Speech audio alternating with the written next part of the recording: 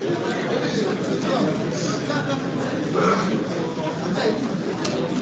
bon. Bonjour à tous. Bienvenue à la conférence sur le management de l'entreprise, un autre métier de l'ingénieur. Ces conférences sont organisées par la commission parenthèse, Junia Alumni et le Carrière Center. Aujourd'hui, on a la chance d'accueillir Laurent Toulier de chez ADO, Christophe Josse, aussi de chez ADO, un Nissan 92, Laure Michelard, une ISA 2012 qui vient de chez McCain. Et enfin, on avait Thomas Fourneau qui n'a pas pu venir, qui travaille chez Decathlon ISA 2007. On va commencer d'abord avec monsieur Laurent Toulier de chez ADO. Et voilà.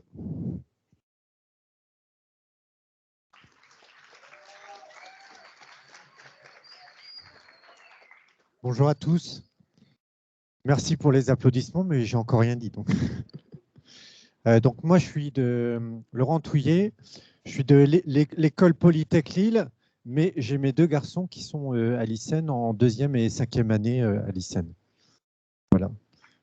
Ça m'a motivé à venir ici ce soir.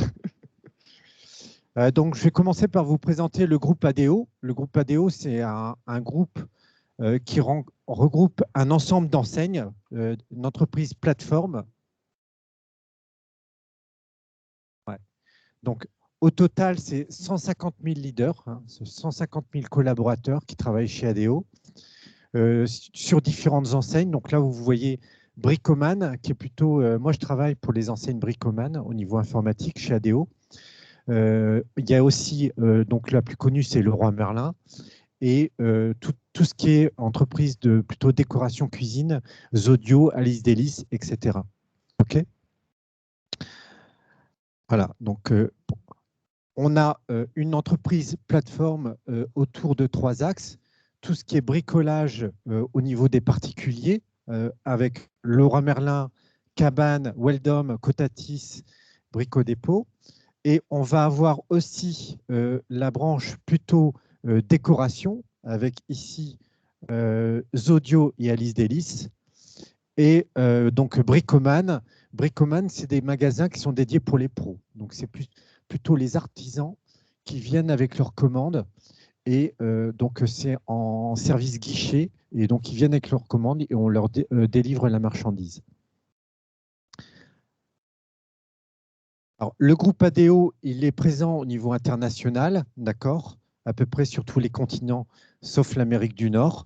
On est présent au Brésil, en Russie, qui sont des très très gros marchés chez nous, et bien sûr également en Europe, en France, en Espagne, au Portugal, en Pologne, en Roumanie, en Italie et en Grèce. OK ? Alors, moi, je suis rentré dans le groupe ADO il y a 5 ans. Au préalable, j'étais chez Promode, donc rien à voir. Je suis rentré chez ADO sur un gros projet de transformation. Les entreprises, les enseignes Leroy Merlin avaient décidé à l'époque de mettre en place un ERP. Est-ce que vous savez ce que c'est qu'un ERP? Ça parle à quelqu'un, un ERP? Un ERP, c'est… Quand vous voulez équiper une entreprise de retail, il y a 2 solutions. Soit vous achetez un gros logiciel tout fait, du commerce, type SAP ou Oracle, ou soit vous le développez vous-même en spécifique. Donc le choix qui avait été fait il y a 5 ans, c'était de mettre en place un ERP Oracle. Et donc c'est sur ce projet-là que je suis rentré. Donc ce projet était assez énorme, hein, parce que le but, c'était d'équiper de toutes les centrales d'achat des BU Leroy Merlin au niveau retail, donc tout ce qui est référencement, supply chain et finance. Donc c'était un projet dimensionné à peu près de 300 personnes, hein, donc un très très gros projet de transformation, qui était organisé en mode éditeur, c'est-à-dire en mode cascade. On commence par faire l'analyse du besoin métier, la conception, la conception détaillée, le build de la solution, parce que même si c'est un logiciel qu'on achète chez Oracle, mais il faut quand même le paramétrer, les tests des utilisateurs et le déploiement. Ça a duré plusieurs années, d'accord? Et à un moment, on est passé de ce cycle en V un cycle agile. Pourquoi? Parce qu'en fait, le cycle en V était beaucoup trop long. Entre le moment où on faisait l'étude avec des process métiers avec les utilisateurs jusqu'au moment où on voulait faire la livraison. Il pouvait se passer plusieurs années entre la conception et la livraison utilisateur. C'est pour ça qu'on a opéré, donc en 2019, une transformation agile du projet. C'est-à-dire qu'au lieu d'avoir des équipes traditionnelles qui travaillaient en V, on avait des équipes feature team qui travaillaient en méthode agile. Donc avec des sprints et des livraisons en production courtes. D'accord?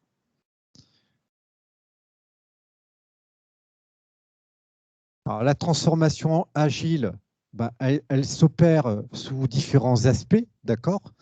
On va mettre en place des systèmes de sprint. On va définir des nouveaux rôles, des product owners, des scrum masters. Donc, les rôles des équipes vont changer, le rythme des équipes vont changer sur des cycles plus courts. La relation avec les utilisateurs va changer également parce qu'on fait des reviews. Tous les 15 jours, tous les 3 semaines, on va venir leur démontrer des morceaux de la solution pour ensuite leur livrer. D'accord? Donc, énormément de changements au niveau management sur ce type de transformation. Donc, concrètement, sur le produit, voilà ce qui s'est passé. Donc, la mise en place de sprint, la mise en place des rôles, product owner, scrum master, la mise en place de tous les rituels avec les sprint planning, des reviews, des rétrospectives pour s'améliorer en permanence. Et donc, un cycle très différent de ce qu'on connaissait avant de conception, développement, test sur les projets traditionnels. Donc ça, au niveau des managers, ça a un énorme impact. C'est-à-dire que le management ne se fait plus du tout de la même façon. On va passer d'un management type chef de projet assez directif, planifié, très structuré, à un mode plutôt de leader, coach, qui va animer des équipes face à des objectifs et beaucoup plus d'autonomie donnée dans les équipes. D'accord? C'est ce qu'on appelle des feature teams agiles. Et dans les entreprises, il s'opère de plus en plus ce type de changement, c'est-à-dire qu'on passe en méthode agile sur le développement des solutions informatiques. Et ça a un énorme impact sur les compétences de management. Et donc là-dessus, après les présentations, je vous ferai un petit jeu, un Metimeter, sur les compétences de management en agile. Ça sera très rapide, ça sera 5 questions où on mettra en avance les skills du bon manager pour encadrer des équipes agiles. Voilà pour moi. Je te passe la main, Christophe.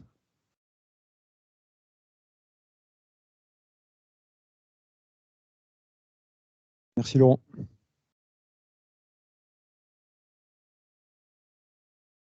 Vous allez bien? Pas terrible. Vous allez bien? Bon.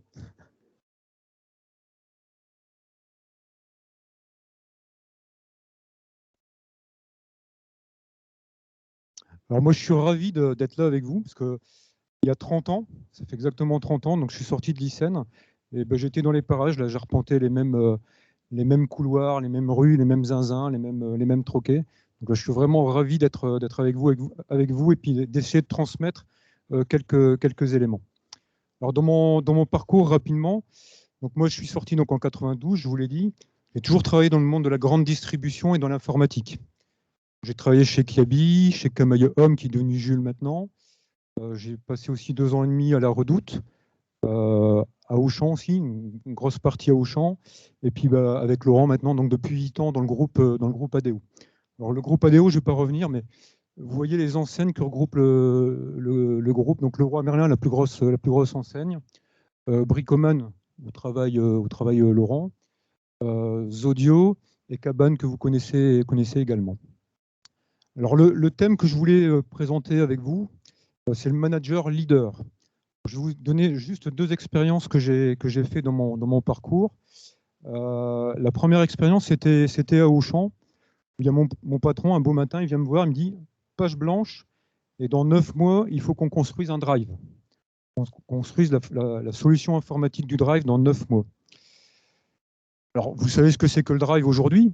Par contre, en 2006, ça c'était en 2006, c'était le début. On était complètement précurseur à Auchan. D'une page blanche, 9 mois après, il fallait construire cette solution informatique. Un peu plus tard, c'était en 2017. Pareil, mon patron, donc là j'étais chez ADO, il vient me voir et puis il me dit, page blanche, et dans 15 mois, il faut ouvrir un nouveau pays, donc l'Afrique du Sud. Waouh. À chaque fois, sur ces deux expériences-là, j'avais une équipe, et puis l'objectif, c'était de réussir le projet, donc ouvrir un drive en 9 mois et ouvrir un nouveau pays en 15 mois. Et je pense que sur ces deux expériences-là, j'ai eu des compétences de manager leader. Vous allez me demander, ça veut dire quoi manager leader? Eh bien, pour moi, c'est un manager leader. Un leader, c'est quelqu'un qui donne envie, qui fédère une équipe et qui fait en sorte de l'emmener vers le succès, vers la victoire, vers la réussite. Alors, je vais vous poser une question. Avez-vous envie demain d'être des managers leaders? Donc, des gens qui donnent envie, qui fédèrent et qui amènent à la réussite vos équipes. Si vous êtes partant, je vous propose de vous donner quelques ingrédients que j'ai mis en place. Donc vous allez certainement rajouter vos propres ingrédients. Et c'est ça que j'avais envie de vous transmettre ce soir. Donc voilà des équipes qui ont gagné. J'imagine qu'il y a quelques événements que vous avez pu vivre. Alors les Coupes du Monde gagnées par l'équipe de France, football, handball, également au niveau du judo. Et derrière ça, à chaque fois, il y avait des managers, des coachs leaders. Il y avait Aimé Jacquet, il y avait Didier Deschamps, il y avait Claude Onesta, il y avait Teddy Riner. Et un degré un peu moindre, avec humilité, quand on a ouvert l'Afrique du Sud, au projet là, aux 15 mois où il fallait ouvrir un nouveau pays, voilà l'équipe que j'avais. Et on a réussi en 15 mois à ouvrir un nouveau pays, donc en Afrique du Sud, donc à 10 000 km d'ici, un nouveau magasin, un site web, un entrepôt avec toute sa logistique, et puis un data center, parce que les temps de réponse, quand on avait un data center en France, en Afrique du Sud, à 10 000 km, c'était un peu pourri. Donc on a dû aussi ouvrir un data center là-bas en Afrique du Sud. Et là, je pense que voilà, j'ai réussi à amener cette équipe, à fédérer et à atteindre cette victoire. Alors, ce que je vous propose, c'est de partager quelques ingrédients que j'avais mis en œuvre. Alors, ces ingrédients-là, ils sont basés sur l'humain. Je ne vais pas parler de technique, parce que la technique d'il y a 30 ans, d'il y a 20 ans ou il y a 10 ans, ça a complètement évolué, c'est complètement différent. Donc, je vais vous baser sur une compétence forte, c'est l'écoute de l'humain. Pour faire quoi? Pour construire un collectif fort, puissant, qui va permettre de réussir vos projets, de réussir et d'avoir des victoires. Alors bien entendu, ça ne se décrète pas. Ce n'est pas parce que vous avez une équipe de 10-15 personnes, si vous leur dites on va réussir, non, ça ne suffit pas. Donc ça se construit, ça s'impulse. C'est ça le rôle du manager leader. Alors, le premier ingrédient que je mets régulièrement en place quand j'ai une équipe, c'est de construire des valeurs autour de l'équipe. Vous voyez quelques éléments, le partage, le respect, l'écoute, la confiance. Voilà, ce sont des valeurs. Ce sont des valeurs qui doivent être construites, bien entendu, avec l'équipe, avec chaque membre. Des valeurs qui parlent, qui donnent du sens au quotidien, qui permettent de fédérer, qui permettent de rassembler. Alors, bien entendu, tout ça en rapport et en lien avec la culture de l'entreprise. Parfois, grâce à ces valeurs, vous allez les utiliser. Il y a quelques personnes dans votre équipe qui, tout d'un coup, aura moins d'écoute, moins de respect. Là, vous allez dire, écoute, là, ça ne va pas. Les valeurs de l'équipe, ce sont celles-là. Tu n'es pas dedans. Je te demande de revenir dans ces valeurs-là pour vraiment avoir cet esprit d'équipe. Donc, premier ingrédient, mettez des valeurs dans votre équipe. Deuxième ingrédient, ça paraît évident, mais ça ne l'est pas toujours dans le milieu de l'entreprise, c'est avoir un objectif commun. C'était simple pour moi. Ouvrir un drive dans 9 mois. Ouvrir un pays dans 15 mois. Un objectif sur lequel votre équipe, on va tous se battre ensemble. Si on prend les photos des équipes là, dans le milieu du sport, l'objectif c'est de devenir champion du monde, champion olympique, c'est l'époque. Donc l'objectif doit être bien fixé, clair pour tous, Et il faut qu'il y ait du sens aussi pour moi, individu, en tant qu'individu. Si par exemple je vous propose dans 3 mois d'aller en haut du Mont Blanc, pour certains ça n'aura pas de sens, ça ne vous parle pas. Vous allez me dire, moi la montagne, j'y suis jamais allé. Par contre, peut-être pour certains d'entre vous, vous allez dire, allez, bonsaï, on y va, je veux faire partie de l'aventure. Peut-être qu'il y a quelqu'un qui va me dire, bah, moi ça m'intéresse, je n'ai pas envie d'aller en haut du Mont Blanc, mais je vais vous aider, je veux faire partie de cette aventure humaine, de cette équipe-là, je vais apporter mes compétences. Je vais gérer la logistique, les hébergements, la bouffe. Voilà. Je fais partie de cette équipe-là, ça donne du sens pour moi, je fais partie du projet. L'objectif d'avoir du sens pour moi en tant qu'individu, bien entendu pour l'équipe, puis comme on est dans un milieu de l'entreprise, ça doit avoir du sens aussi pour l'entreprise. L'objectif doit être stable dans le temps. Si vous changez votre objectif tous les quarts d'heure, ça ne marchera pas, votre équipe elle sera complètement perdue. Donc voilà. Un objectif simple et commun pour tout le monde. Bien entendu, avec quelques jalons, comme ça on se voit avancer. On a des petites victoires avant d'atteindre la grande victoire, et ça permet de donner du baume au cœur à chacun. Donc des valeurs, un objectif commun. Après, il faut construire un plan, un planning. Donc ce planning, vous allez le construire avec votre équipe, avec des jalons, comme je viens de le dire. Vous allez l'animer régulièrement. Moi, je faisais des points toutes les semaines. Il peut être adapté, bien entendu, par rapport aux circonstances. Puis de temps en temps, avec votre équipe, vous devez souffler. Voilà, pendant une journée, vous mettez au vert, vous regardez ce que vous avez réussi à construire, vous êtes content, il y a des choses à améliorer, des moments de récupération. Le planning permet de donner de la visibilité. Donc chacun sait ce qu'il a à faire. Ça permet d'avoir cette cohérence, de gérer les priorités. Alors, je reviens dans le milieu du sport. Je connais un judoka. Il a aussi un planning, ils appellent ça une big picture, avec des blocs. Donc il y a des blocs de préparation pour la musculation, des blocs pour l'explosivité, des blocs pour l'endurance. Voilà. Donc c'est différentes étapes au fur et à mesure de son planning d'entraînement qui lui permet petit à petit d'atteindre le jour J et d'avoir une bonne possibilité d'avoir la victoire. Quatrième ingrédient, c'est que votre équipe, individuellement, elle est de l'envie, elle est de la motivation. Ça, pareil, ça ne se décrète pas. Vous allez avoir une équipe, vous pouvez leur dire, voilà, vous devez avoir de la motivation. Non, ça se travaille aussi. Alors, ça se travaille autour des sentiments. On a tous des sentiments. Regardez vous-même, c'est sur ces 7 sentiments que je vous ai expliqués. Vous allez pouvoir évaluer votre motivation. Imaginez, vous prenez chacun des sentiments, puis vous allez vous noter quelque part de 0 à 10 pour voir quel est votre niveau de motivation. Alors les 7 points, c'est individuel encore une fois, c'est le sentiment d'appartenance. C'est important de se sentir à l'intérieur de l'équipe.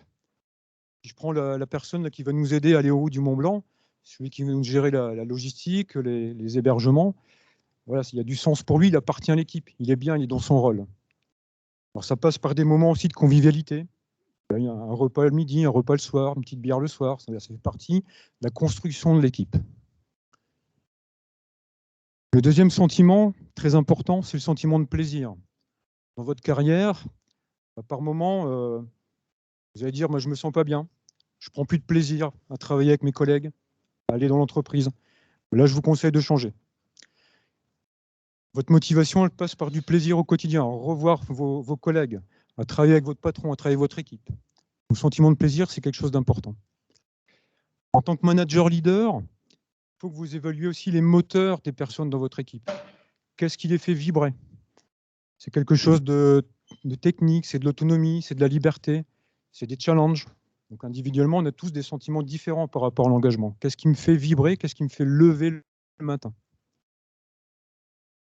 Sentiment de compétence, bon, ça c'est important aussi, il faut que la personne se soit à l'aise dans l'équipe, quel est son rôle, qu'elle soit bien formée. Donc là, veillez aussi auprès de votre équipe que leur formation soit adaptée au travail qu'on va leur demander. Sentiment de progrès, là aussi dans votre carrière, vous verrez, de temps en temps, vous direz, j'ai l'impression d'avoir fait le tour du sujet. Commencez à vous ennuyer, vous n'avez plus l'impression de progresser. Voilà, il faut changer. Ou alors aller chercher d'autres challenges. C'est vrai aussi dans le milieu du sport. Il y a des sportifs qui ont tout gagné. Ils sont champions du monde 3 fois, champions olympiques 10 fois. Puis ils disent, bah, je ne progresse plus. Là, leur coach, leur manager leader, doit leur chercher d'autres axes de motivation. On va les battre des records. Précédent record, c'était 80. Allez, on va aller chercher 81, 82. Tu vas commencer à appartenir à l'histoire. Regardez Roger Federer ou bien Nadal, ils vont chercher d'autres grands chelem. Sentiment de liberté, pareil, quand vous serez manager leader, vous ne pourrez pas être tout le temps sur le dos de votre équipe. Laissez-leur un peu de liberté, de l'autonomie. Et là aussi, ça se travaille avec votre équipe pour savoir quel est le niveau et jauger le niveau de liberté et d'autonomie que les membres de votre équipe auront besoin. Le dernier, sentiment d'utilité, vous l'avez vu, personne qui va nous accompagner pour faire le Mont Blanc, bah, il se sent utile. Il va réserver les logements, il va faire la bouffe pour nous aider à faire ce Mont Blanc. Il a un sentiment d'utilité. Alors ces sentiments, ils sont personnels, ils sont individuels. Vous pouvez les reprendre là, les 7, et puis vous notez de 0 à 10. Vous verrez quel est votre sentiment de motivation et de votre envie. Et ce partage ensuite avec votre patron, votre manager leader, pour essayer de trouver des axes pour améliorer ces différents sentiments. Et les champions, ceux qui vont gagner les médailles, qui vont gagner qui sont champions du monde ou champions olympiques, ils vont chercher le 10 sur 10. Ils ne vont pas chercher le 9 ou le 8,5, ils vont chercher le 10 sur 10 pour aller chercher le petit détail qui fait qu'on décroche la médaille. Alors voilà, vous l'avez compris, je reviens sur mon projet du Drive ou ici de l'Afrique du Sud. J'ai mis des ingrédients. Vous voyez la photo de départ où tout le monde est un peu droit comme ça, un peu figé. Là, je ne sais pas ce qui va m'arriver. Puis la fête qu'on fait là, autour de quelques boissons. Alors voilà, on met un team spirit. On définit nos valeurs communes. On prend du plaisir à travailler ensemble. On a confiance aux autres. Le team spirit, un premier ingrédient. La big picture, l'objectif, je sais où on va. Puis le planning pour se voir avancer, puis avoir des jalons. Ça, ce sont des ingrédients que je vous ai présentés. Quand vous allez travailler, vous avez vos propres ingrédients. En voici quelques-uns. Ce que je voulais vous dire aussi, c'est un peu comme un gâteau. Là, vous mettez vos ingrédients, vous malaxez. Et la conséquence, parce que c'est une conséquence, si vous mettez les bons ingrédients dès le départ, vous allez aller chercher des résultats. Vous allez aller chercher des performances. Vous allez chercher des victoires. Voilà, moi, je vous souhaite d'être le meilleur pâtissier du monde, à trouver les bons ingrédients, à faire les meilleurs gâteaux du monde, que vous soyez les meilleurs managers, leaders pour votre entreprise de demain. Voilà, merci à vous.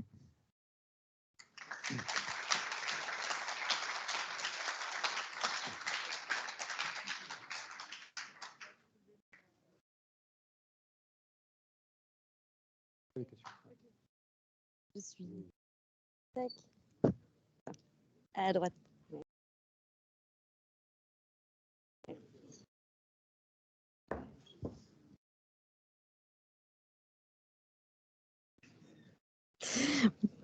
Alors, je vais pas faire autant de similitudes sur le sport, hein, je préviens.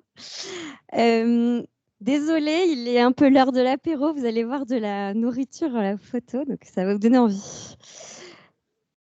Donc, ouais, désolée. Donc, Laure Miclar, moi, je suis une ancienne ISA 45. Je ne sais pas s'il y a des ISA dans la salle. Si oui, je suis ravie. Sinon, c'est pas grave. J'aime bien les autres aussi. Donc, ISA 45, donc diplômée en 2012. Je vous ai refait un petit point sur mon parcours, pas tant pour vous montrer mon CV, plus pour vous expliquer le cheminement. Donc promo 45, je l'ai dit. Donc j'ai commencé en distribution chez Carrefour, toujours en alimentaire, hein, comme vous pouvez le voir. Et le milieu de la grande distribution, moi personnellement, m'a pas forcément tout de suite convenu. Donc je suis tout de suite plutôt partie chez Pomona. Je ne sais pas si vous connaissez, mais c'est une entreprise de distribution aussi, mais pour la restauration uniquement. Et j'étais sur les produits fruits, légumes, produits de la mer. Donc l'idée, c'était vraiment de développer les offres produits pour les restaurateurs. Vraiment les restaurateurs de demain, se dire qu'est-ce qui pouvait être un peu innovant, se différencier, etc. par rapport à ma formation ISA, j'ai vraiment voulu me rapprocher plutôt de l'amont des filières et du coup d'aller plutôt au niveau des achats. Découvrir le milieu cette fois des clients, donc des sushis. Donc je suis partie chez Planète Sushi en achat, donc pour référencer toutes les matières premières alimentaire, packaging, et ensuite, du coup, je suis devenue responsable du pôle achat. Donc, c'est là où j'ai découvert, on va dire, le métier de manager d'une petite équipe. Donc, c'est vraiment moi, j'ai des exemples très différents parce que moi, à chaque fois, je manage des petites équipes de 3 à 4 personnes. Donc, ça va vous donner un exemple vraiment différent du métier de manager parce qu'il y a vraiment de toute taille. On parle de management, mais c'est vraiment très large. Donc, être manager d'une équipe de 10, 20, 100 personnes ou de 3, 4, c'est vraiment très différent. Voilà, donc responsable achat alimentaire et packaging. Et de par ma formation à Lille et puis mon appréciation du Nord, je voulais revenir ici. D'où ma volonté de travailler chez McCain, cette fois en industrie. Donc, me rapprocher de toute ma formation ISA avec toutes mes connaissances que j'avais eues sur le milieu des process industriels et du coup me rapprocher vraiment de tout ça. Donc, je suis arrivée en tant que catégorie manager, ce qui en français globalement veut dire que je travaillais pour la distribution, donc pour Pomona entre autres, pour des métros, peut-être des noms que vous connaissez un peu plus, pour développer leur offre. L'idée, c'était de les faire progresser pour que nous, on progresse avec eux. C'était un petit peu l'idée derrière. Et depuis 3 ans, je suis responsable marketing pour le food service toujours, donc restauration, pour le groupe du coup McCain Food Service pour la France. Voilà un petit peu l'historique pour que derrière vous compreniez un peu plus mon métier, mon quotidien et voilà. Donc McCain déjà, tout le monde pense qu'on est américain, mais en vrai, qui sommes-nous? Est-ce que vous savez? Peut-être pas.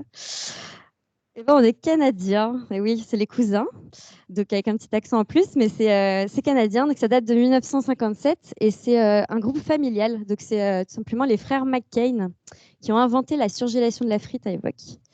Et c'est toujours la famille McCain qui est aux commandes. Donc ça, c'est hyper important parce que tout à l'heure, on parlait de valeurs en termes d'appartenance à une entreprise. Le fait qu'une entreprise soit familiale et que les valeurs d'authenticité, de famille, se transmettent comme ça, c'est vraiment clé parce que vous allez le ressentir à tout niveau de l'entreprise, au niveau du management, au sein des équipes, dans les échanges entre les pays. Donc, c'est vraiment clé. Quelques petits chiffres. McCain, c'est une grosse entreprise internationale, mais aussi une grosse entreprise française, parce qu'on a une implantation locale ici. Donc, vous avez les chiffres France en bras. On a 3 usines qui sont du coup 2 dans les Hauts-de-France, donc à Arnes et à Béthune, pour ceux qui connaissent, et une qui est en Champagne, du côté de Matougue. Pourquoi? Parce que tout simplement, c'est à chaque fois à côté des pommes de terre, pour être très, très simple. L'idée, c'est de réduire le transport, la logistique optimisée et l'impact carbone. Du coup, on est à chaque fois au cœur des champs de production. Voilà, donc on est arrivé en France en 1981. On est plus de 1000 employés sur la région française et on a des partenariats avec des agriculteurs français, à peu près 800, un peu plus même. Une grosse implantation locale et peut-être que vous connaissez McCain sur la partie plutôt retail, donc grande distribution. Mais pour information, on a 3 grosses entités. Donc McCain, grande distribution, vous reconnaissez peut-être des packaging que vous avez déjà vus. McCain Food Service, donc on appelle Food Service, c'est tout ce qui est restauration. Donc c'est ce que vous allez trouver à la fois dans les brasseries à Lille, pourquoi pas, dans les kebabs aussi, ça peut être vraiment plus des produits plus entrée de gamme, ou aussi dans les restaurations d'entreprise, donc dans l'univers du scolaire, etc. Donc c'est assez varié. Et ce qu'on appelle Quick Service Restaurant, c'est tout simplement les 3 gros, McDo, Burger King, KFC, qui sont considérés comme un petit peu à part parce que c'est des contrats européens. Donc moi, je travaille principalement sur le food service. Et donc, c'est là-dessus que je vais un petit peu plus échanger juste après. Sans rentrer dans vraiment McCain, parce que ce n'est pas du tout l'objectif de ça, mais c'est plus pour vous faire comprendre derrière le rôle du management au sein de cette entité. Le food service, on a 4 grosses parties qui permettent vraiment de nous différencier et de faire qu'on se sente plus McCain que peut-être un concurrent.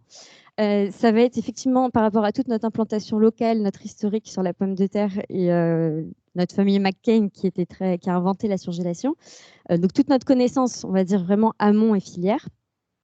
L'innovation et la R&D, parce que savoir que le siège européen est à Villeneuve d'Ascq, donc c'est une assez grosse fierté. On a tout le site pilote R&D avec les innovations qui sont à Villeneuve d'Ascq.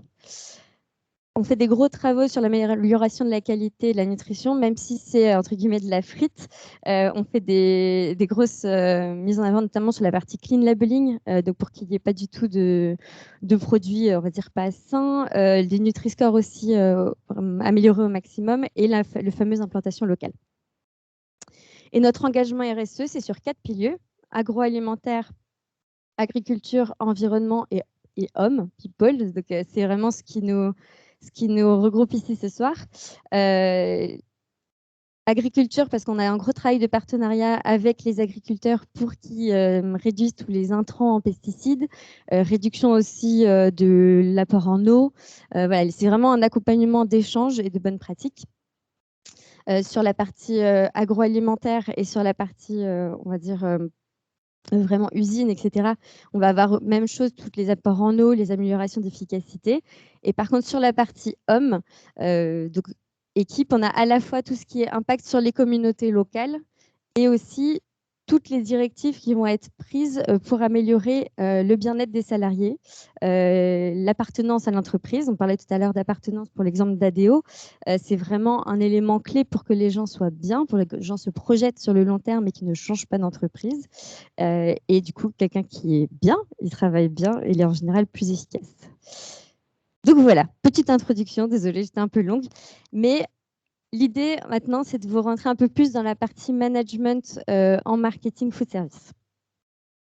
Donc déjà, qu'est-ce que l'organisation food service? Pour que vous compreniez un peu plus, je vais faire un petit schéma. Donc, en haut, c'est l'entreprise. Jusque-là, l'entreprise, la production. Jusque-là, ça va. Nous, on va livrer à des distributeurs, donc des Pomona, des métros, etc. Donc, on ne livre aucun restaurant en direct. Et ensuite, on va livrer les restaurants indépendants ou les chaînes, donc des chaînes que vous pouvez connaître, type Buffalo, Bureau, enfin des chaînes de restaurants, qui ensuite vont faire manger des consommateurs. Jusque-là, tout va bien. Donc, par rapport à du marketing pour de la grande distribution, on va dire classique, vous avez un niveau supplémentaire qui est le niveau vert, qu'il faut prendre en compte quand vous faites du marketing. Sous-entendu, il faut prendre en compte les besoins des consommateurs, les attentes des restaurateurs, opérationnellement, etc., les attentes de vos distributeurs, etc. Okay. Si je reviens vraiment à la partie équipe, donc j'ai une formation d'ingénieur ISA là-dessus. Pardon, excusez-moi. J'ai une formation d'ingénieur ISA. Et donc l'idée ici, c'était de vous expliquer qu'est-ce qui avait été fondateur pour moi, qu'est-ce qui m'a permis, grâce à ma formation ISA, de me développer à la fois sur mes missions, mais surtout en tant que manager. C'était ça qui était clé ici que je vous partage. Donc, sur la partie, on va dire, compétences techniques, etc., c'est bien sûr toutes les connaissances amont, filière, production. Donc là-dessus, c'était vraiment tout l'apport des cours ISA donnés pendant toutes mes années. La partie adaptabilité, agilité, gestion de projet. Pourquoi? On a une grosse partie. On a une ligne directrice qui nous est donnée, ça on le sait. Néanmoins, on a souvent des impondérables qui arrivent en plus. J'ai travaillé en restauration et on a eu notamment le Covid.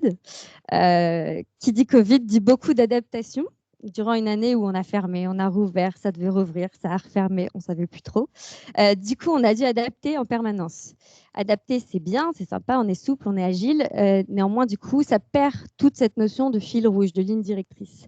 Notamment des gens qui se sont sentis perdus parce que justement, ils n'avaient plus cette visibilité, plus cette projection. Et l'idée, ça a été vraiment d'essayer de, malgré cette agilité à avoir, garder les esprits tous dans le même bateau, un petit peu, c'était l'idée, garder le fil rouge et d'essayer vraiment de garder la motivation intacte, malgré la distance, malgré ce peu de visibilité, et d'essayer quand même de maintenir ce lien.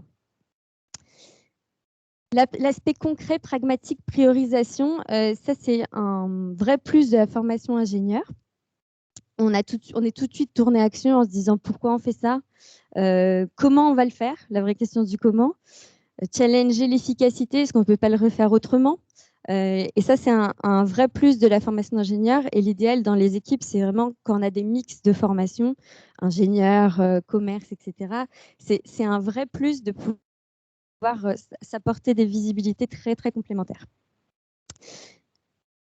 La partie optimisation, process, structuré et analyse, c'était arrivé à justement dans des équipes qui étaient moins, on va dire, étoffées de profils ingénieurs, de réussir comme ça à arriver en structurant un petit peu des choses, en mettant de la planification, en mettant de l'anticipation, des vrais projets avec des données, des objectifs suivis, des KPIs vraiment réfléchis et surtout suivis et analysés. Et enfin, et surtout, la partie équipe. Donc, on a mis travail en équipe, collaboration, partage. C'est des choses où, en école, ISA, ICN, HUI, vous avez une grosse partie de travaux en équipe. C'est pas juste pour que ça soit fun, etc. C'est vraiment aussi pour vous former à vos travaux de demain. Parce que de un, moi, par exemple, je travaille avec mon équipe, mais je travaille aussi avec les autres équipes des autres pays. Donc, c'est-à-dire, on est en fonction européenne, donc je vais travailler avec mes homologues espagnols, italiens, etc. J'ai travaillé aussi avec les entités des autres, je vous ai montré tout à l'heure le diagramme, avec les entités des usines, la qualité. Donc, l'idée, c'est vraiment le partage, la communication. Donc, c'est la clé et la base de votre travail de demain. Si cette partie-là, vous êtes, entre guillemets, pas trop dedans, ça va être un peu compliqué parce que, quelle que soit votre fonction de demain, manager ou pas d'ailleurs, la question n'est même pas là, le travail en équipe, la collaboration et le partage, ça va être la clé de votre bien-être, de votre satisfaction. Et si vous n'y êtes pas, globalement, ça va vraiment freiner votre bien-être et votre plaisir que vous allez prendre au quotidien. Votre ouverture d'esprit, la communication, ça va aussi avec, c'est-à-dire se dire, quand vous êtes manager, souvent on se dit, voilà, il faut montrer une vision, ce qui est vrai, faut dire où on va, faut donner des réponses claires, mais il faut aussi pas penser à la place des autres. Et parfois, on met des freins, on pense que des gens ont des freins à faire des choses, ou on pense qu'ils ont des freins sur certaines compétences. Et la base, ça a l'air vraiment bateau, mais de la communication, c'est de se dire, créer du lien, poser des questions, et dire est-ce que tu as des freins? Si oui, pourquoi? Et c'est vraiment de creuser le pourquoi, parce que c'est ça qui va être la clé de ne pas penser à la place de l'autre et de ne pas se dire que s'il y a un nouveau projet qui est mis en place, l'idée, c'est vraiment de lever tout au début. C'est-à-dire que si on commence un projet et que tout n'a pas été mis sur la table au début, bien sûr, il y a des choses qui peuvent arriver au fil de l'eau, mais s'il y a quelqu'un qui a un vrai frein, notamment au changement, et qu'on commence comme ça, et ben, au final, on va vraiment perdre du temps et la personne peut être perdue alors qu'on aurait pu réellement l'embarquer très, très vite. Donc, la base, c'est une communication, mais ce n'est pas que une communication axée sur le travail. Pourquoi je dis ça? C'est-à-dire que quand on est manager ou quand on est dans une équipe, on va bien sûr vouloir faire plein de petits points réguliers sur des missions, sur des projets, etc.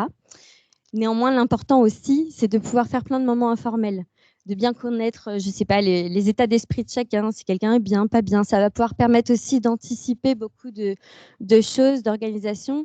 Si quelqu'un, je ne sais pas, pour des raisons très personnelles, a des grosses contraintes de temps, de disponibilité, ça peut être une aide aussi de pouvoir adapter les choses. Alors, on ne peut pas tout faire, mais bien sûr, ça peut permettre d'anticiper des problèmes levés, on va dire comme ça. Et enfin, la dernière partie, accompagnement et montée des compétences. Pourquoi ça? Parce qu'en fait, la plus belle satisfaction pour un manager, c'est bien sûr d'arriver et d'atteindre les résultats demandés, mais pas que, c'est aussi d'arriver à faire monter les gens dans son équipe, de les faire progresser et de les faire progresser dans le sens qu'ils le souhaitent, c'est-à-dire ne pas forcer quelque chose, mais vraiment de les accompagner dans un chemin vers où ils veulent aller, tout simplement. Sous-entendu, de bien savoir, de faire des points réguliers tous les ans, 2 fois par an, 3 fois par an, de se dire vers où tu veux aller. Ce vers où, c'est pour quand? C'est-à-dire, c'est dans 6 mois, tu dois dans 2 ans, dans 3 ans, dans 4 ans. Et de dire comment je peux t'aider, t'accompagner pour pouvoir atteindre cet objectif, pour pouvoir réellement faire que demain, je ne sais pas, aujourd'hui tu es en marketing, demain tu vas être en R&D, c'est possible. Mais comment c'est possible? Et du coup, de lui donner les moyens de formation, de lui aussi parfois un petit rappel à la réalité. Parfois, des gens disent dans 6 mois, je vais être directeur. Parfois, il faut dire oui, mais peut-être pas dans 6 mois.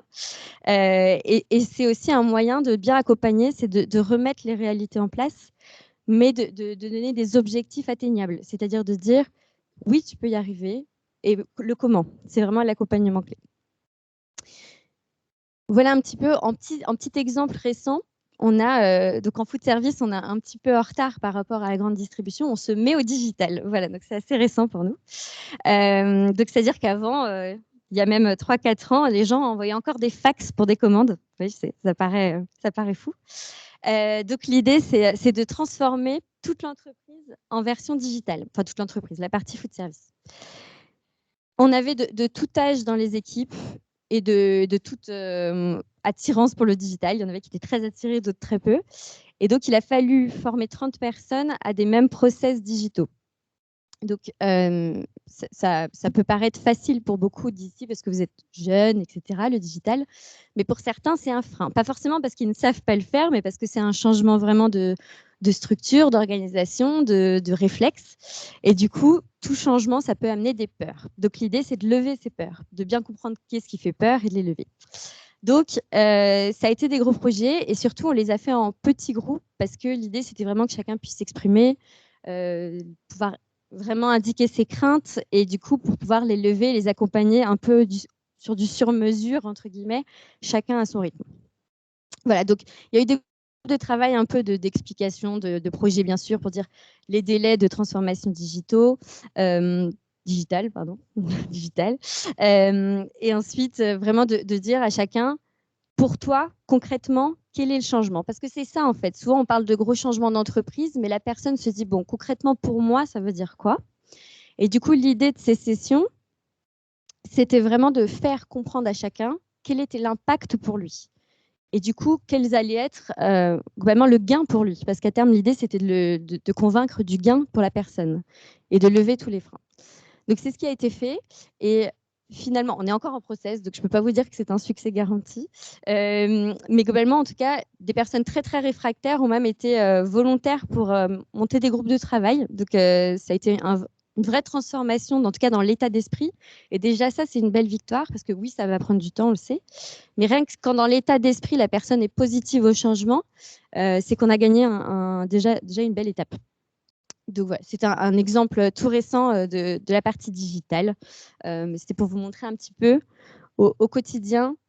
On n'est pas sur des gros changements type des ouvertures dans un nouveau pays, etc., mais plus sur des accompagnements d'évolution quotidienne. Et globalement, ça va être le gros quand même de vos emplois de demain. Ça va être plein de petits changements réguliers, de l'agilité et des accompagnements comme ça dans de la gestion de projet. Voilà, c'était un peu les grosses thématiques que je voulais vous échanger. Je ne sais pas comment tu veux faire une participation. Ah oui. Bah, merci à tous.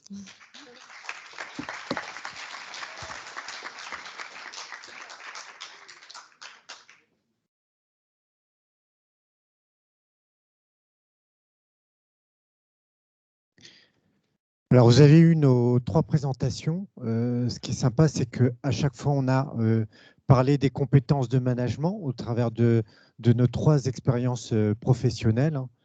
Il y a des mots qui sont revenus, hein, les valeurs, l'esprit leader, emmener son équipe, donner du sens.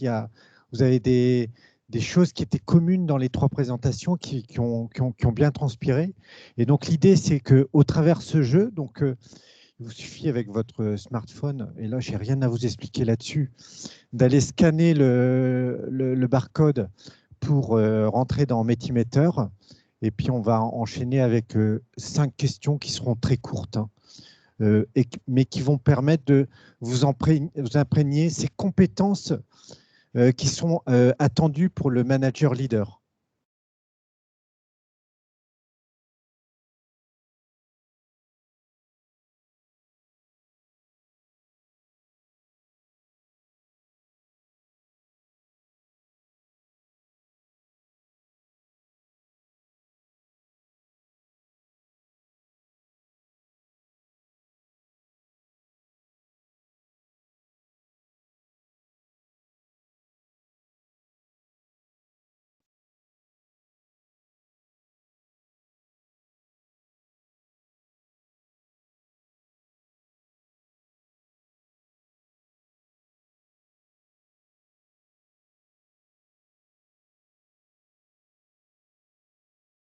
Bon, ça continue à monter. On est à 140 participants là.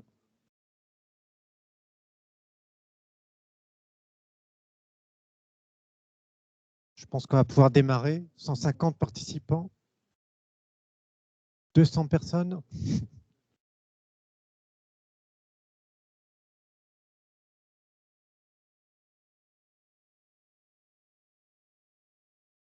OK.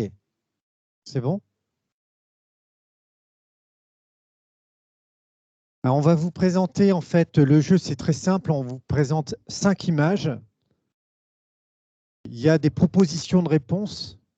Et par rapport à tout ce que vous avez écouté dans nos 3 présentations, vous allez choisir la réponse qui, pour vous, correspond le mieux. D'accord? Alors là, vous allez avoir 20 secondes pour répondre. Allez-y.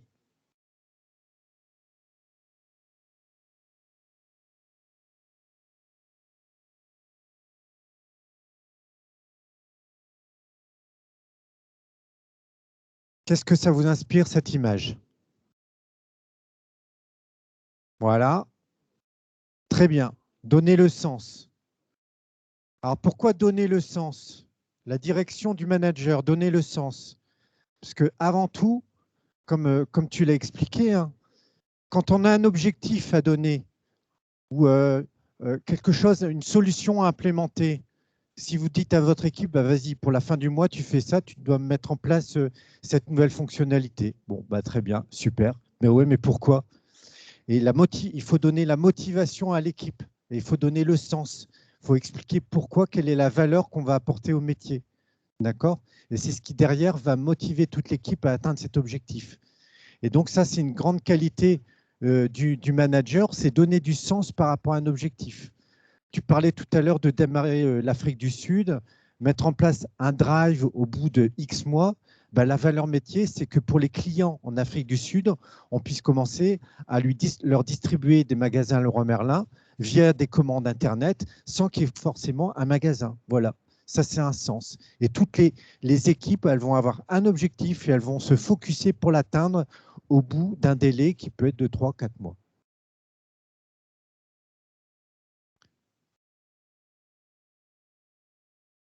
Alors, la deuxième image.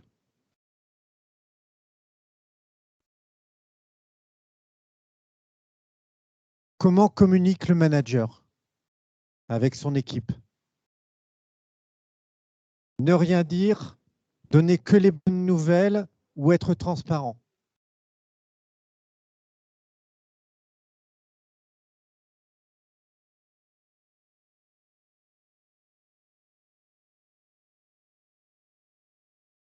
Voilà, être transparent. Ça, dans l'entreprise, c'est ce qu'on attend le plus, être transparent. Pourquoi? Parce que quand vous allez être dans votre équipe, il faut être sensibilisé à tous les changements qui peuvent intervenir dans l'entreprise ou dans l'environnement dans l'entreprise. Le comportement des clients, ce qu'ils attendent. Par exemple, pendant la crise du Covid, les magasins étaient fermés. La seule possibilité pour les clients, c'était de venir sur du retrait 2 heures pour venir chercher la marchandise. Eh bien, ce changement, tout le monde doit le comprendre dans l'entreprise et il doit être bien expliqué. Et il faut être transparent pour communiquer l'information, les bonnes et les mauvaises nouvelles, pour que les gens comprennent ce qu'ils aient à faire. D'accord? Ça peut être aussi la communication par rapport à des changements d'organisation, par exemple.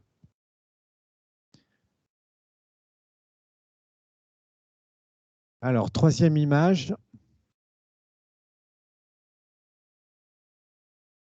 Quel est le niveau de confiance du manager envers son équipe?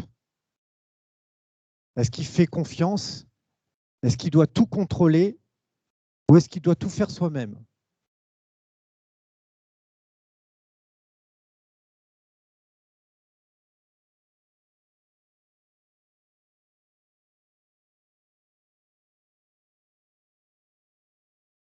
Voilà, faire confiance dans son équipe. Ça, c'est une valeur qui est de plus en plus importante, surtout quand on passe dans les méthodos agiles. Faire confiance, donner l'autonomie. C'est-à-dire qu'à une équipe, on va donner un objectif et ça va être à elle de s'organiser et à trouver la bonne organisation pour atteindre cet objectif. peut-être en passant par différentes étapes. Mais on n'est plus à une époque où c'est le manager qui planifie, qui organise, qui explique tout ce qu'il faut faire ou qui contrôle tout ce qui est fait par son équipe.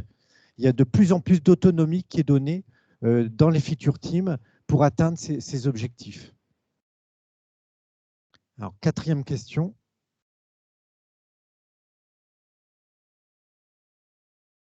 Ah oui, il y a une petite slide intermédiaire pour voir quel est celui qui a donné le plus de réponses. Bon, on va avoir pas mal d'ex-aequo dans les gagnants, je crois.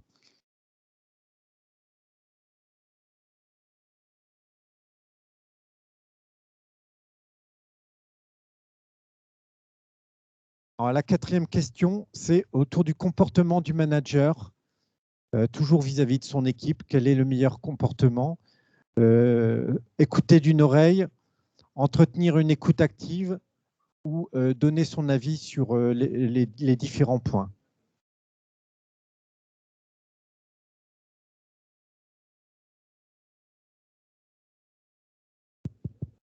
Et s'il vous plaît, est-ce que vous pouvez faire moins de bruit et respecter les intervenants? Merci beaucoup.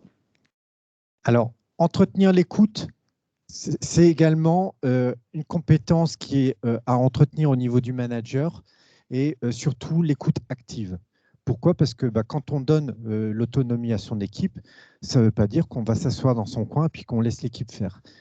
On est, en termes de manager-leader, on va être servante-leader, c'est-à-dire qu'on doit écouter et voir, dès qu'il y a un problème, de pouvoir intervenir, d'aider les collaborateurs dans leurs relations au sein de l'équipe, mais aussi avec les autres équipes. D'accord? Et ça, il faut entretenir l'écoute. Même vis-à-vis des clients, il faut toujours avoir ce qu'on appelle chez nous la culture du feedback. C'est-à-dire qu'on soit client final ou qu'on soit collaborateur, on entretient la relation du feedback. On a travaillé ensemble pendant 1 an. Quelle a été la qualité de notre relation? On présente une solution à un client. Est-ce que c'est la solution que vous attendiez au final? Est-ce qu'on doit corriger quelque chose? Et pour ça, il y a différentes techniques. Par exemple, en méthode agile, on fait des reviews tous les 15 jours où on vient montrer la solution aux différentes parties prenantes, aux utilisateurs, aux clients finaux. Et on les fait réagir par rapport aux problèmes qu'ils rencontrent au quotidien. OK ? Et la dernière question.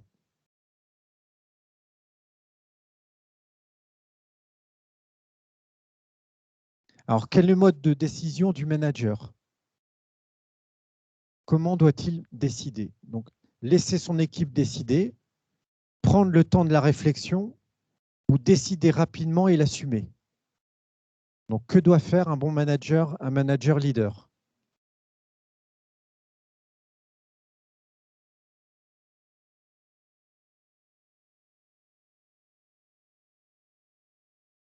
Et donc, la bonne réponse, là, c'était décider rapidement et l'assumer.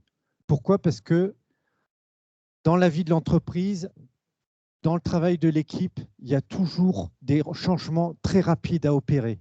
On ne peut pas prendre des mois à réfléchir pour prendre une décision. Il faut décider tout de suite. Quand on est en agilité, on va faire des petits sprints de 15 jours et on va se donner le droit à l'erreur. C'est-à-dire que des fois, on va prendre des décisions par rapport à des choses qui vont être mises en place. Et peut-être qu'au bout de 15 jours, ce n'est pas tout à fait ce qu'il fallait atteindre ou on a le droit de se tromper. Ce qui va se passer, c'est que dans le sprint suivant, dans les 15 jours suivants, on rectifie le tir, on s'améliore pour au final atteindre l'objectif. D'accord? Sur des changements d'organisation, sur des changements de solutions, il faut très vite réagir parce qu'on est dans le retail, dans un environnement qui bouge beaucoup. Il faut en permanence s'adapter. Le dernier exemple chez nous, chez ADO, c'est la mise en place de la marketplace. C'est-à-dire qu'on est passé en entreprise plateforme et on a mis en place une marketplace qui, sur les sites Leroy Merlin, permet de distribuer les produits Leroy Merlin, mais aussi des produits des autres vendeurs, un peu comme chez Amazon. Donc, je ne sais pas qui est Belle, mais c'est Belle qui a gagné le jeu. Félicitations. Bravo à tous.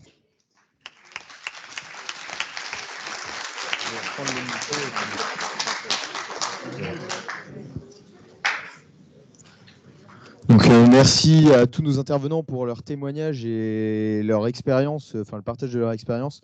Maintenant, on va passer à la partie des questions. Donc, si vous avez des questions, n'hésitez pas à lever la main. Je vous passe le micro tout de suite.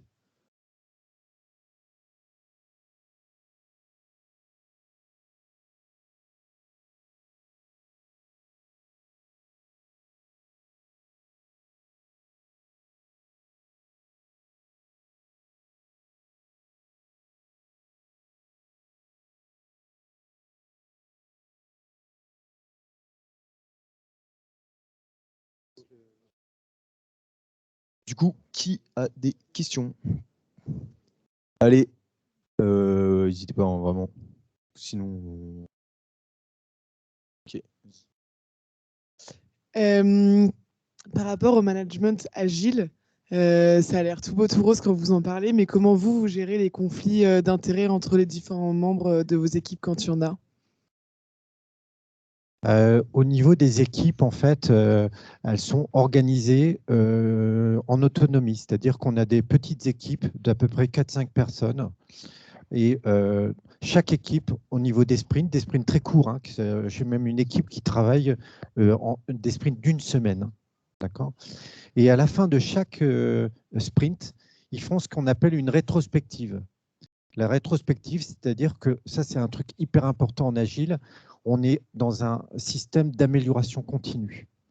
Et à chaque fois qu'on fait un sprint, on s'arrête, on fait un stop and go, c'est-à-dire qu'on s'arrête, un peu comme au sport, hein. On se réunit, on regarde ce qui a marché, ce qui n'a pas marché, et puis ce qui n'a pas marché, on essaie de trouver des actions pour les résoudre, et on va se mettre tous à travailler ensemble pour essayer de résoudre les points. Donc des fois, il peut y avoir des conflits entre des personnes, hein, mais dans une équipe, en agilité, tout le monde est responsable et tout le monde est coacteur pour atteindre la qualité et s'améliorer. Et donc, les personnes, elles vont travailler ensemble pour résoudre les conflits et résoudre ces points, en fait. Je ne sais pas si vous voulez rajouter quelque chose. Juste rajouter un mot. Effectivement, tout n'est pas beau et rose, hein. Il y a bien entendu de temps en temps des conflits. Généralement, il y a un mot important que vous devez retenir, c'est le mot écoute. Quand il y a des conflits, il y a des raisons. Voilà, il faut s'écouter, il faut prendre le temps de s'écouter. Et souvent, quand on s'écoute, quand on comprend la position de l'un ou de l'autre, tout d'un coup, comme tu dis, Laurent, on trouve des réponses et c'est souvent le collectif qui trouve les réponses. Moi, j'ai rarement dû trancher. Alors, de temps en temps, on doit trancher aussi. Mais souvent, c'est le collectif qui trouve la réponse simplement parce qu'on a pris un moment où on s'arrête. Et puis, on laisse tomber la pression. On s'écoute et on boit la pression après. Nous, c'est pas sur la partie agile, mais sur la partie gestion de conflits. Vous allez en avoir, forcément, on en a tous eu.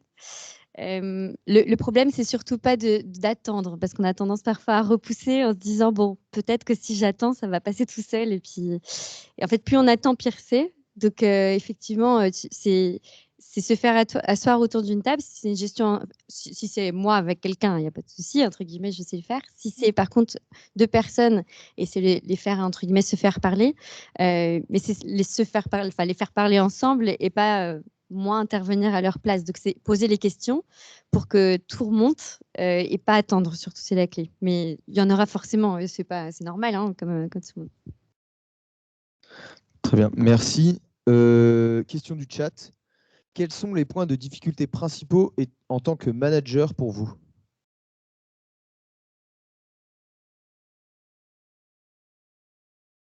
Je peux le faire sur le début. Moi, de mon côté, c'est la gestion du temps et des priorisations. On est sur des organisations où il y a toujours des multi-projets. Et donc, le challenge, ça va être de réussir à ce que tout le monde arrive en même temps sur des priorisations d'entreprise et en même temps allier un bon fonctionnement d'équipe avec une bonne ambiance et de vraiment prendre un peu tout en même temps. Donc, la gestion du temps et des ressources, aujourd'hui, va être de plus en plus le cas même demain, parce que ça augmente à chaque fois. Et ça met de la tension dans un rôle de manager, parce qu'on doit arbitrer entre les projets. Alors, moi, la difficulté principale, ça fait 2 fois là que je travaille sur des gros projets, d'accord? Donc, le projet, on était 400 et, sur Oracle, et là, on fait du SAP pour Bricoman, on est 150 personnes. Tant qu'on travaille avec la petite équipe produit de 5-6 personnes, tout va bien. Elle va grandir, elle va avancer, etc. La complexité pour le manager, c'est les relations entre les différentes équipes. C'est-à-dire que le produit, lui, il va grandir, il va faire son chemin, il travaille en autonomie. Les membres de l'équipe vont fusionner et vont se mobiliser par rapport à des objectifs. Ça, je dirais, c'est entre guillemets simple. On y arrive. Ce qui devient plus difficile, c'est de faire travailler des équipes entre elles et d'animer le cross. Et donc, c'est là où on intervient en tant que manager pour, voilà, par rapport à des équipes transverses qui gèrent, par exemple, la partie technique, la partie réseau, les logiciels de développement ou le produit d'à côté qui s'occupe de la supply chain. Moi, je m'occupe de l'offre. Voilà, comment on arrive à gérer ces relations. Et c'est nous, en tant que managers, qui devons faire les ponts entre les équipes qui travaillent en autonomie et puis l'équipe d'à côté. C'est la même chose que ce que vient de dire Laurent. Donc, c'est les interdépendances. Les dépendances entre les différentes équipes, tu viens de très bien l'expliquer. Puis, comme j'ai un petit peu insisté tout à l'heure, c'est d'avoir les mêmes objectifs. Forcément, si on a plusieurs équipes avec des objectifs qui sont différents, c'est plus compliqué. Merci. Est-ce que... Très bien. Bonsoir. Une question plus pour Laure, je pense. Est-ce que tu pourrais, expliquer le DA réalisé en cinquième année, oui, et pourquoi le choix de Carrefour aussi? Alors, moi, j'avais fait Innoval, donc ça s'appelait Innovation en alimentaire. Je ne sais pas si ça existe encore, ça date un peu. Et donc, à la base, j'étais vraiment plus tournée innovation, mais innovation dans le concept, pas forcément dans la partie R&D, donc réalisation du produit. Et donc, c'est pour ça que je suis partie chez Carrefour, parce que j'étais pour la partie MDD spécifiquement. Et du coup, on était dans les développements de concepts à marque Carrefour. J'étais un peu chez les gentils de Carrefour, pour résumer. Et donc, du coup, voilà, on travaillait vraiment de discussions avec les fournisseurs sur les nouvelles tendances, les produits, etc. Et se dire, à partir de ça, on va jusqu'à la proposition du projet et la réalisation de recettes, de nouvelles recettes, etc. Donc, c'était dans vraiment ce cadre-là que j'avais choisi Carrefour. Très bien. Quelqu'un d'autre aurait une question? Du coup, pour rebondir sur ce que vous avez dit, comment ça s'est fait la transition du coup d'une partie plutôt R&D à marketing et quelles compétences du coup de l'ISA a été mise en place pour ça? C'est vrai que beaucoup me disent tu es du marketing et tu viens d'une formation ingénieur, hein, ce qui est vrai, ça peut poser question. Beaucoup pensent que c'est vraiment plutôt réservé au profil commerce. Moi, je pense au contraire que c'est un vrai plus. On arrive, enfin, moi, notamment dans la partie marketing, on travaille beaucoup avec les services R&D, innovation et qualité. Et du coup, c'est vrai que je comprends ce qu'ils me disent. Ça a l'air un peu bête, mais du coup, on parle de ça facilite énormément la communication. On parlait de les travails inter-équipes, ça se fait beaucoup, d'avoir des objectifs communs, de comprendre aussi leurs contraintes. Et j'ai eu la chance que le manager chez Carrefour était très ouvert à des profils ingénieurs, alors qu'il n'était pas lui-même, mais il voulait mixer les équipes. Il trouvait qu'avoir une équipe de 10 personnes avec que des mêmes profils, c'était trop lisse. Et il voulait justement qu'il y ait des profils différents pour que ça se complète et que les compétences qu'on grandisse un peu tous ensemble. Et du coup, il voulait un peu diversifier son équipe. C'est comme ça que je suis rentrée chez Carrefour. Et après, en fait, une fois que tu es un peu rentrée, derrière, c'est tes compétences personnelles, ta personnalité. Un peu de hasard aussi dans la vie, ça fait plaisir. Mais c'est vrai que du coup, c'est une fois que tu as commencé, ça se fait un peu tout seul. C'est le début où...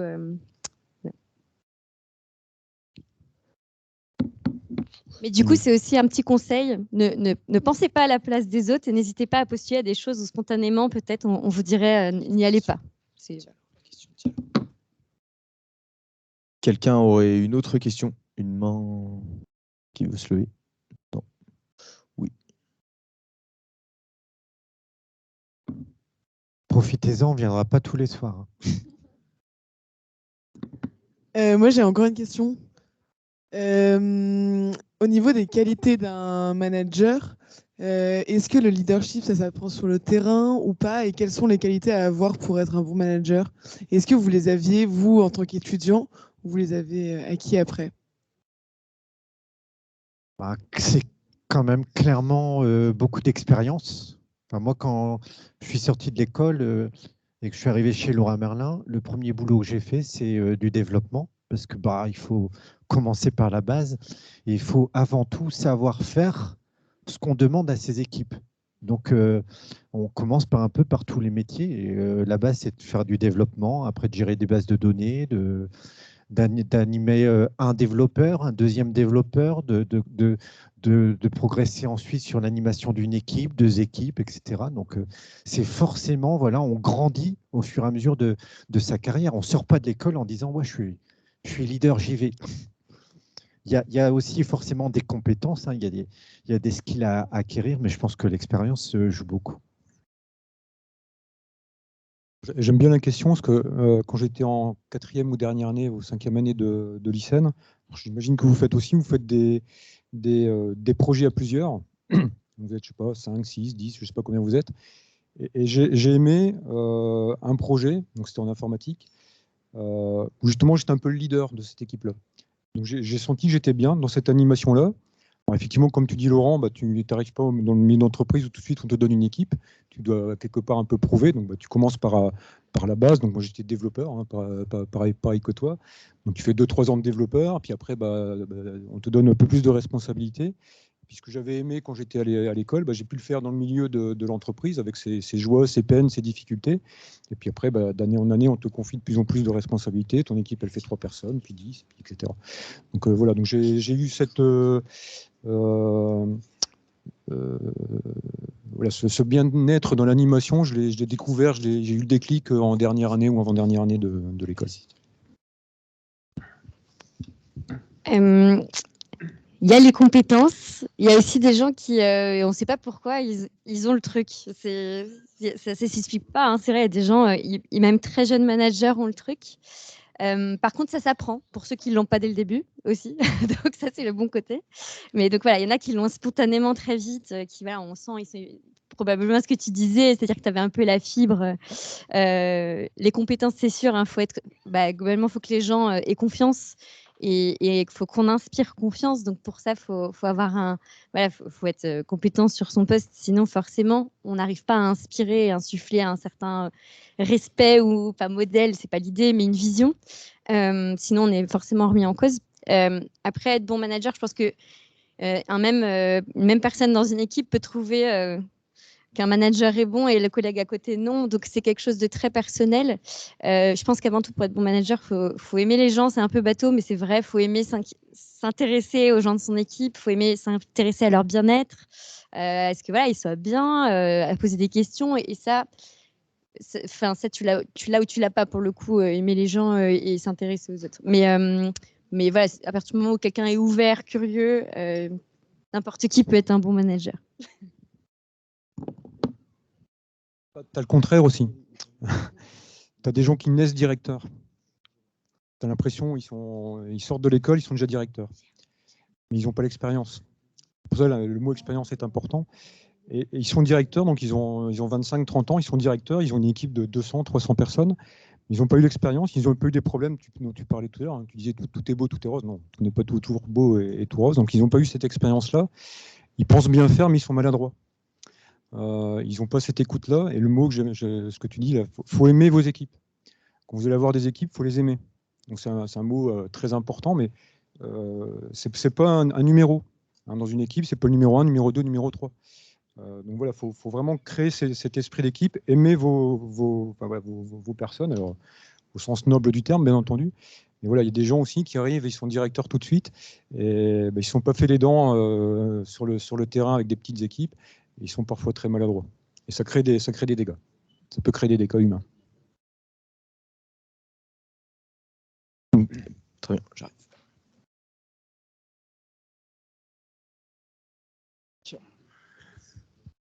Moi, j'ai une question par rapport à votre parcours de développeur.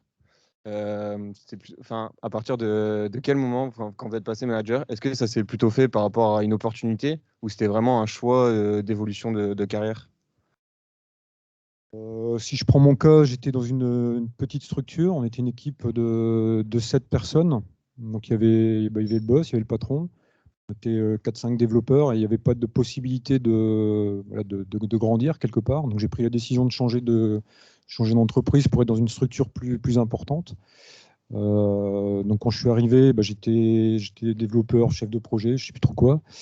Et voilà, et après, j'ai prouvé ce que je pouvais faire et on m'a confié une petite équipe de 5 personnes. C'est comme ça que ça a commencé. Dans une structure un peu plus grosse que là où j'étais, où je ne me sentais pas capable d'évoluer et prendre une responsabilité de management, ce qui n'avait pas la place, tout simplement. Je ne sais pas, Laurent. Oui, c'est bien ça. Donc, en fait, je pense que ce qui compte avant tout, au départ, on arrive dans une entreprise, on fait, comme tu dis, on fait quelques années à faire le développement et à produire. Et je pense qu'à un moment donné, il faut l'envie, quoi. Il faut avoir envie de devenir leader et puis de progresser sur ces compétences-là. Il y a forcément comme tu disais tout à l'heure, des compétences qu'on a au fond de nous, la bienveillance, l'écoute, etc., qui vont nous pousser vers cette voie-là. Mais il faut avoir l'envie et l'exprimer auprès de son manager qui va vous faire grandir et qui va vous faire évoluer dans cette voie. Il ne faut pas oublier qu'on n'est jamais tout seul dans une entreprise, hein. On a toujours un chef au-dessus de soi. Et lui, son rôle, c'est de vous faire grandir et de vous faire suivre des formations, de vous faire suivre une expérience qui va vous faire atteindre acquérir ces compétences de leader et vous faire évoluer. Donc, il faut avoir l'envie, il faut y aller, il faut le demander, et puis petit à petit, on gravit les échelons. Penser à plein de trucs. Moi, j'avais un patron qu'on connaît peut-être, Claire, on le connaissait ensemble, qui disait, moi, je suis un manager accoucheur d'hommes, de femmes. Sous-entendu, son objectif, c'était, comme tu viens de le dire, de faire grandir la personne. Donc, il faut aussi aimer transmettre, donner. Et un autre point aussi, c'est que quand on est manager, on pense qu'on doit tout savoir, tout maîtriser. Non. Justement, il faut réussir à animer. Parfois même avoir des gens qui sont meilleurs que vous. Et voilà, donc il y a des managers qui pensent que voilà, il faut être plus fort que les gens de l'équipe. Non, ça sert à rien. Au contraire, il faut réussir à mettre toutes les compétences ensemble pour que l'équipe soit forte. Donc, voilà, il y a quelques petits travers qu'on peut connaître parfois dans la carrière, mais donc voilà, attention, on ne doit pas être le manager, c'est pas le meilleur. Une dernière question peut-être? Très bien. Du coup, merci beaucoup à Laurent, Christophe et Laure pour votre intervention et pour votre témoignage. Merci d'avoir été là.